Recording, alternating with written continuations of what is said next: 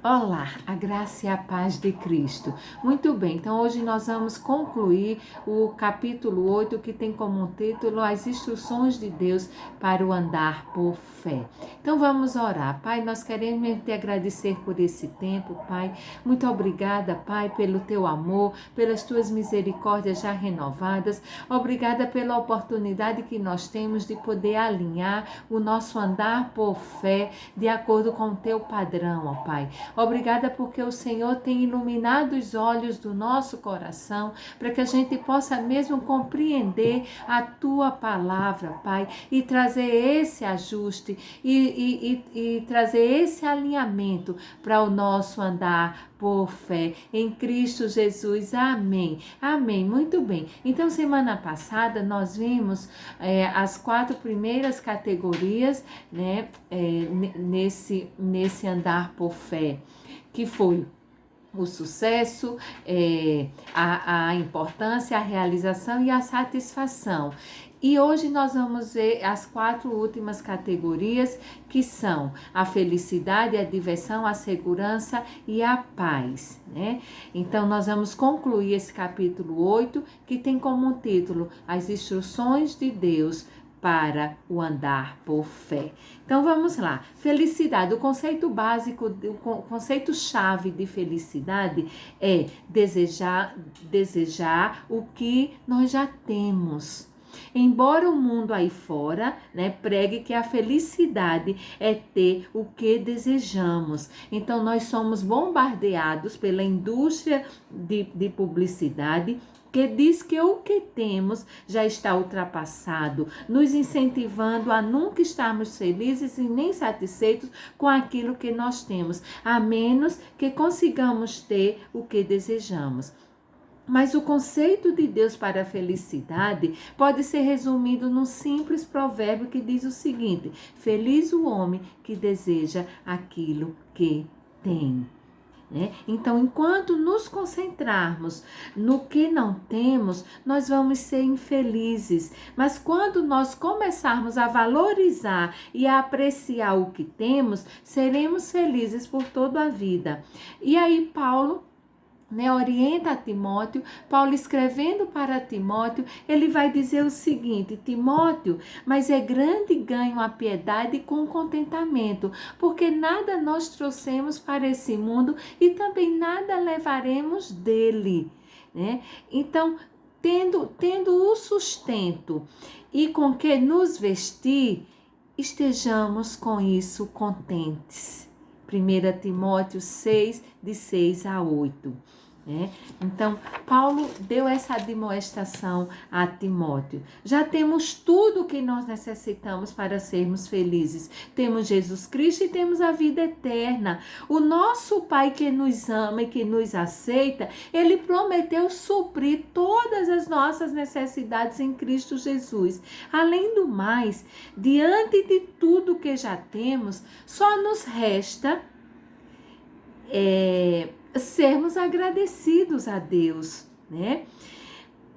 E aí Paulo novamente vai nos orientar a termos esse coração gratos diante de Deus. Em tudo vocês devem dar graça, porque esta é a vontade de Deus em Cristo Jesus. 1 Tessalonicenses 5:18 está escrito essa recomendação de Paulo. Se nós quisermos ser felizes, precisamos aprender a ser agradecidos pelo que temos e não ambicionarmos aquilo que nós não temos. Muito bem, então vamos para a diversão. O conceito-chave de diversão é a espontaneidade sem inibição. Quanto divertimento nós, enquanto cristãos, temos? Diversão, lazer, é ter espontaneidade sem inibição, de modo, que essa nossa espontaneidade não traga custos excessivos, que possa acabar com a nossa diversão, tá? Então, O, o segredo para desfrutarmos de uma espontaneidade sem inibição, como enquanto cristãos, é retirar todas as inibições. Um dos fatores que mais inibem a diversão cristã é a tendência carnal de manter as aparências, de usar máscaras. Não queremos aparentar que estamos fora do lugar, ou não queremos que outros pensem menos de nós. E, para tanto, extinguimos a nossa espontaneidade com um decoro falso. Isto é agradar a pessoas. E Paulo sugere que aquele que vive para agradar as pessoas não está servindo a Cristo. Gálatas 1:10 vai trazer essa afirmação de Paulo, né? E Paulo ainda cita, e Neil Anderson, o autor do livro, ele ainda cita a alegria desinibida do rei Davi, que conhecia muito bem o prazer de estar na presença do Senhor. Ele estava tão feliz em trazer a Arca da Aliança de volta para Jerusalém, que em celebração, por trazer a Arca da Aliança de volta para Jerusalém, nessa celebração, o rei Davi pula e dança na presença do Senhor. Ele sabia desfrutar da alegria na presença de Deus, mas a sua esposa Mical, ela não sabia ser alegre. Ela não tinha alegria, porque Mical era amargurada. E Mical, sendo amargurada, ela reprovou aquela atitude de celebração do rei Davi, do seu esposo. E então Davi foi explicar a ela, que a celebração que ele fez, a alegria, ele estava celebrando, diante do Senhor, porque ele estava muito alegre, porque estava trazendo a Arca da Aliança de volta para Jerusalém, para Jerusalém. E aí Mical, na sua amargura, ela não teve filhos até o dia da sua morte. Toda essa história a gente pode conferir no livro de 2 Samuel, no capítulo 6. Agradar a Deus nos traz ânimo, alegria e contentamento, enquanto que agradar aos outros revela carência. E ainda exigindo sempre que o outro nos satisfaça. Muito bem, vamos lá para segurança. Segurança, o conceito-chave de segurança é relacionar-se com o eterno. A chave para experimentarmos a segurança em nossas vidas é depender das coisas que são eternas e não das temporais. Nos sentimos inseguros frequentemente porque dependemos das coisas temporais, sobre as quais não temos nenhum controle. Por exemplo, alguns confiam no dinheiro para a segurança material, em vez de confiar na promessa de Deus de que Ele irá suprir todas as nossas necessidades em Cristo Jesus. A segurança vem apenas do nosso relacionamento com aquilo que está ancorado com a eternidade.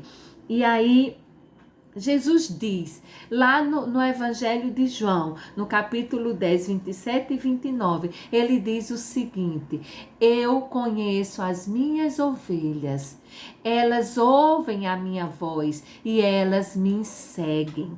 Elas têm a vida eterna e ninguém as arrebatará das minhas mãos.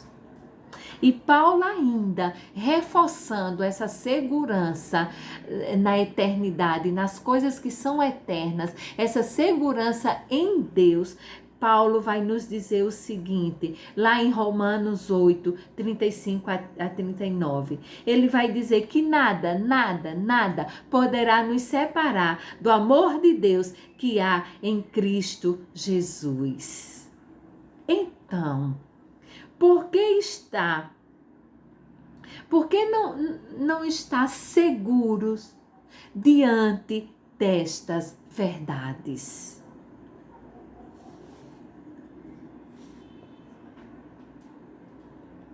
A chave para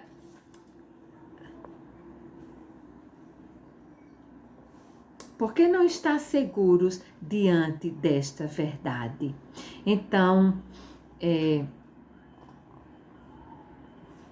podemos por acaso estar mais seguros do que estar seguros na palavra de Deus? Quando nós confiamos nos valores e nas relações temporais, estaremos sempre sujeitos à insegurança, porque estas coisas são propensas a falir.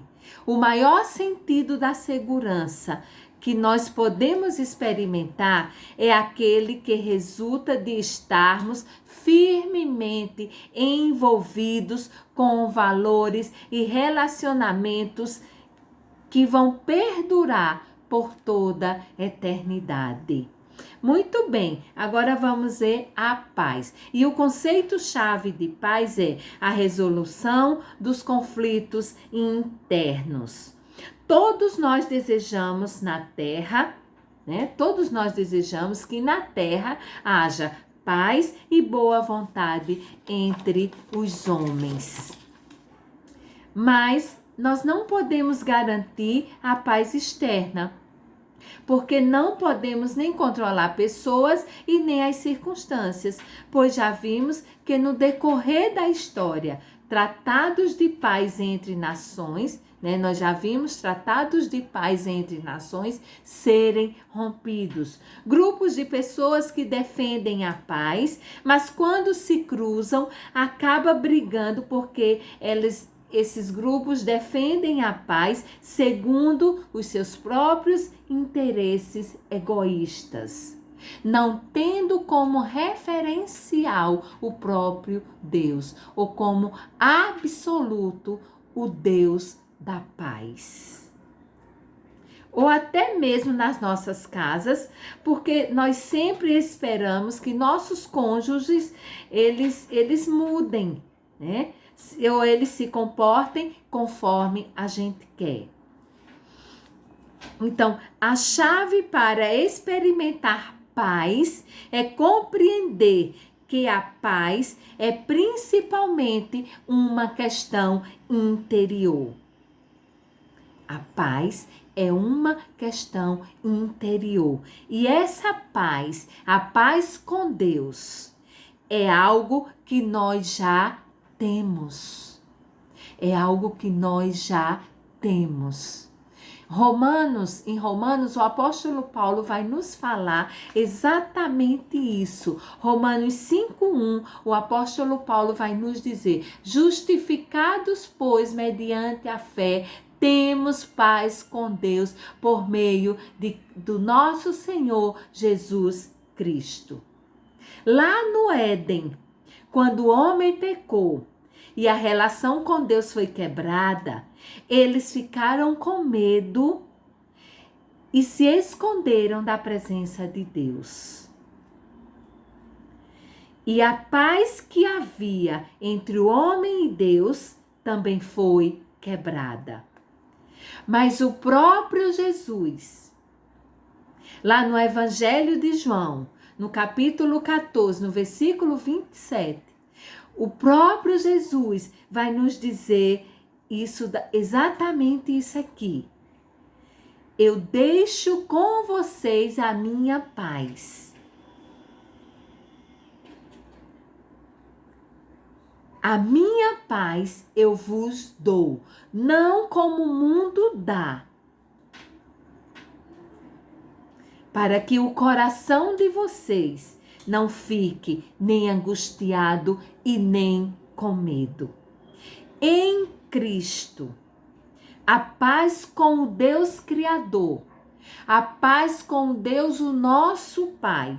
Em Cristo, essa paz foi restabelecida. Glória a Deus por isso. Não é algo que nós precisamos nos esforçar para obter, porque nós já recebemos quando nós nascemos de novo em Cristo. Nós fomos presenteados com a paz de Cristo. Temos paz com Deus por meio do nosso Senhor Jesus Cristo. Glória a Deus. A rebelião contra Deus, a rebelião contra Deus acabou. Nós não precisamos mais nos esconder da presença de Deus como fez Adão e Eva lá no Éden. Pois o nosso mundo interior está eternamente em paz com Deus por meio do nosso Senhor Jesus Cristo. Há muitas coisas que podem transtornar o mundo exterior, como a situação que nós estamos vivendo nesses dias atuais, né? Esta pandemia que nós estamos enfrentando. Né? Então, há muitas coisas que podem trazer esse transtorno, né, no mundo exterior. Porque nós não podemos controlar as nossas circunstâncias e nem os nossos relacionamentos. Daí precisamos nos apropriar mesmo diariamente da paz que Cristo nos deu, que Cristo já nos deu.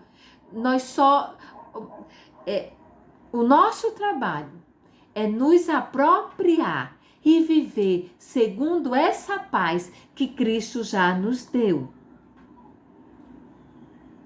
Lá no nosso mundo interior, aqui dentro de nós.